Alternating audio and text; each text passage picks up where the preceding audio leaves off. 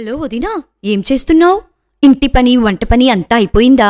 ఏం చెప్పమంటావులే వదినా, ఆయనకు ప్రతిసారి బయటకు వెళ్లి సరుకులు తెమ్మంటే విసుక్కుంటారు. నాకు ఒకేసారి చెప్పడం రాదు. అయినా 50 సంవత్సరాలు దాటాక కూడా ఇంట్లో రోజు వంట వార్పు పనులు చెయ్యాలంటే నాకు బాధే. ఎవరైనా చేతిలో టైంకి ఫుడ్ అందిస్తే బాగుండు అనిపిస్తుంది. పిల్లలేమో ఉద్యోగాలు చేసుకుంటూ దూరాల్లో ఉన్నారు, అక్కడికి వచ్చేయమంటారు. మనమా చుట్టం చూపుగా వెళ్ళగలం గాని అక్కడ భాష క్లైమేట్తో ఇమడలేం. అలాగని వాళ్ళ కెరీర్ని ఫ్యూచర్ని వదిలేసి ఇక్కడికి రమ్మనలేం. వయసు దాటాక ఇవే ఓపికలు ప్రతిరోజు ఉంటాయా చెప్పు?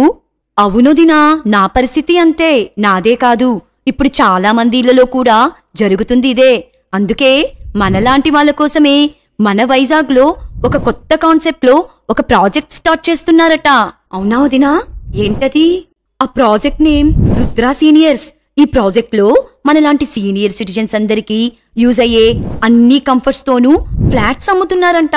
నీ రిటైర్మెంట్ డబ్బుతో కనుక నువ్వు ఫ్లాట్ కొనుక్కుంటే నువ్వు వంటగదిలో గరిట తిప్పక్కర్లేదు వదినా.